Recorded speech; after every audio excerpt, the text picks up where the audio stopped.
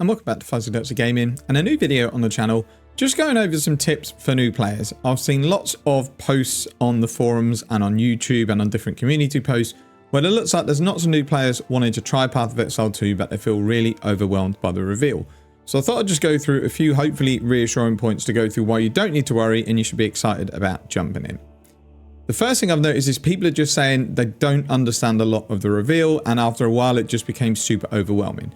You're not the only ones to think that. I've played this game for years, I release content on it, I like to think I know the game really well, and I'm the same. By halfway through the reveal, my head was starting to spin, my brain was starting to go into overload, and it was a lot to take in. What you need to bear in mind is that they deliberately gave us as much information as they can, so they've given us explanations on all the systems that are going to be available at endgame. These aren't things you're going to be doing in 1 to 2 days. These are long-term goals to do throughout your playthrough in the early access. It might be if you play a lot, you get some of these within the first week, but it might be you don't get there till 3, 4, 5 weeks into your playtime, and that's absolutely fine. The game can be just taken at your own pace, however you like to.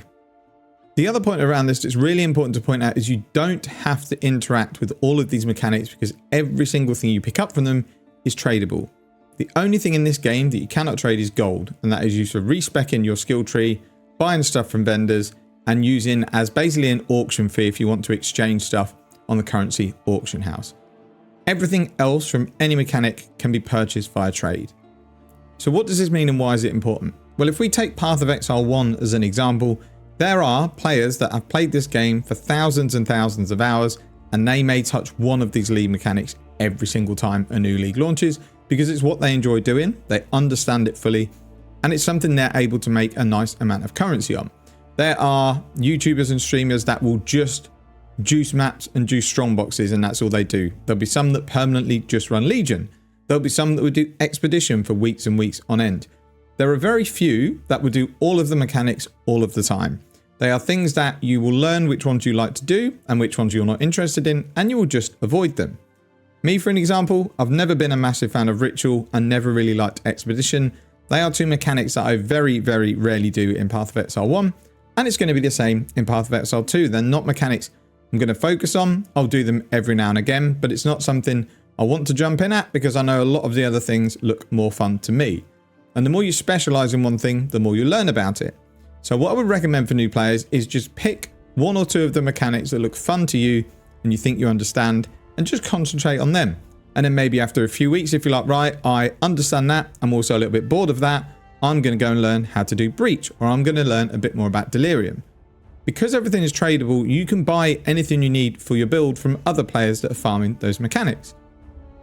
So at league start, I always like to do essences. I will go and farm an absolute ton of essences. I will sell them on the auction house, and I will use that currency to buy stuff from other league mechanics that I don't want to run. So Legion is a mechanic in Path of Exile 1 that can get really important jewels. I don't like doing Legion. I would rather save my currency from doing other mechanics and then buy that Legion jewel. If we take PoE 2 as an example, let's say you wanted to put a skill onto your amulet. The only way to do that is from currency that comes from Delirium. But maybe your build isn't good at Delirium or you don't like it. All you need to do is farm the content that you like, sell that, and then buy the stuff you need from Delirium. It's a really, really fun way to play the game because you can basically tailor it to the way you like. Let's talk a little bit about builds now we've gone through some of the endgame systems and why you really don't need to worry about learning them all. Builds are another point and the skill tree where people get really, really overwhelmed. There's been changes made in Path of Exile 2 to make the skill tree a bit simpler. There's no life nodes on there anymore. And this was a big problem that new players had in Path of Exile 1 is they didn't understand that a lot of your tree needed to be live if you wanted to have a time where you're just not constantly dying. The other problem people had in Path of Exile 1 was attributes. So the way the tree works in Path of Exile 2 is any nodes that path between, let's say, weapon nodes will be an attribute node. In Path of Exile 1, the right-hand side of the tree was dexterity, the left-hand side was strength, and then the upper part was intelligence. All of the travel nodes consisted of those. If, for example, you were on the right-hand side of the tree in Path of Exile, 95% of your travel nodes were dexterity, and you had no option to pick anything else. What you ended up with is you would sometimes need 40 strength in your build that you couldn't get from the tree, so you'd have to then waste a slot of your gear to get strength. Now that's circumvented by the fact that every travel node you can pick what attribute you like. So if you're already overstacked on dexterity, you can pick strength or intelligence as your travel node. Another part that is now looks like it's gone from the game is cluster jewels. These were jewels that slotted on the outside of your tree. There's an absolute ton of them. Most of them are very difficult to craft. And the whole mechanic, if you're new, is quite hard to understand.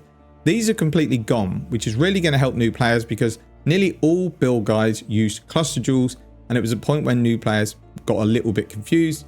There is no longer that issue. Jewel sockets didn't used to be connected to your main path in tree. You would have to take 2 or 3 nodes away from the tree to get a jewel socket. Now they're on the tree, so you don't have to worry about, do I spend 2 or 3 points path into this jewel socket? If you path through one, you can put a jewel in. And lastly, unless it's been removed, they will give you hints as to what each node will do for your build and whether it's something that you should take. But looking at the tree, it is fairly simplistic. The nodes will give you some sort of utility, so it might be chance to blind or chance to crit, or they will give you damage for your specific weapon or damage to a specific element. It's very, very simple compared to the Path of Exile 1 skill tree. Yes, there's 1500 nodes on it, but if you're playing a mace character, you won't touch probably 1100 of those nodes because they will do you no good whatsoever. And it's going to be plainly obvious. If you are a mace character, you're not going to go and take 50% more damage with swords. And lastly, which was a massive, massive problem in Path of Exile 1, was when you went the wrong way on the skill tree, you basically were stuck. The only way you could respec in Path of Exile 1 was a currency orb called an Orb of Regret. You might find 2 or 3 in the campaign, and you got 2 free points each at. But if you decided you'd gone very, very wrong and you need to respec 15 points in Act 4, you weren't able to do it, and it meant you then had a inferior build, and it would annoy you because you knew your build could be better, but you just have no way of respecing your points. This can now be done in gold. If it's like Path of Exile 1, it's very, very cheap early on. As you get really, really high level, it's more expensive, but by then you're probably swimming in gold. Another thing that I think people are getting overwhelmed with is the amount of different weapons and skills. Path of Exile, which I think is one of the best things about the game, you can use any weapon on any skill on any class, and it makes for some really fun builds that you can come up with when you know a bit more about the game. You can ignore this in most instances and you would just pick the weapon that they recommend for your class. Along with that, they will also recommend skill gems when you pick them up. If you follow these and you follow a simple tree of just, if you are playing a crossbow build, you take all of the crossbow damage nodes, you take all of the physical or elemental damage nodes depending on what you do. You use a crossbow, you use crossbow skills, and then you play the mercenary, and then you get all of the perks to go with the ascendancy. Just keep it simple. It may be that there are no build guides out for when the game comes out, which I think is good. People should just jump in and learn.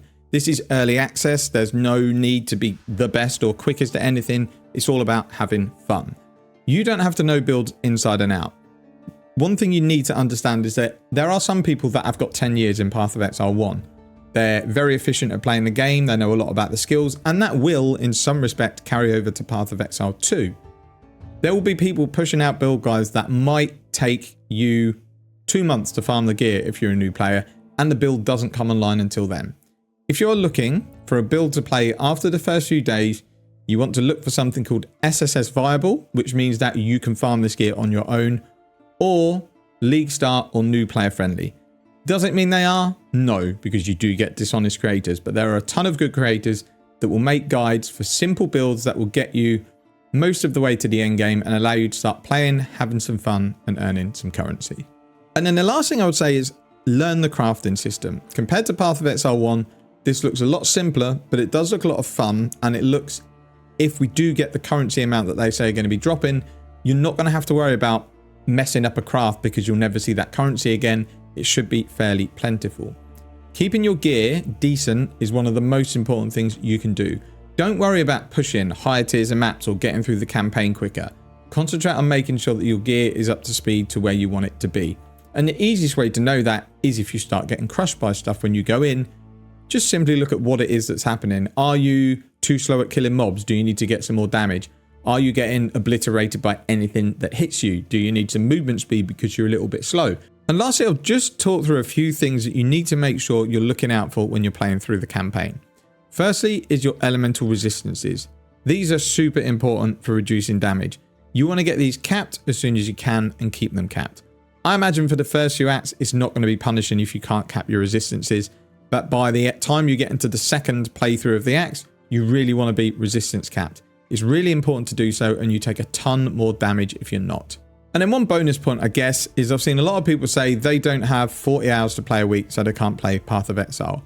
I have a full-time job, I have a family, I go out, and I still play Path of Exile 1 every league. It's my main game that I play, so spare time I do spend mostly on that game, but I get everything accomplished that I want to every league, and I've been able to learn the game pretty comprehensively. Just don't expect to run before you can walk. If you have 1 hour spare a night to play a game, that is plenty to play Path of Exile 2 and have a ton of fun. Especially in early access, where we're probably not going to get resets until months down the line. Even when the game fully launches and they go into a league cycle where every 3 to 4 months it resets, it's still plenty of time to get your build going, play some endgame, and just do whatever you want to do. Just be realistic with your expectations. If some streamer is playing 10 hours a day, don't expect to keep up with him, earn the currency that he's got, and maybe be able to have the same build. It's just the way it goes. I'm the same. I don't have the time to play like that, so I know I'm never going to have a build with an absolute ton of currency invested. That's it for the video. Hope it helps some people out, maybe appeases some worries that people have had. Thank you very much for watching. Take care, and see you in the next one.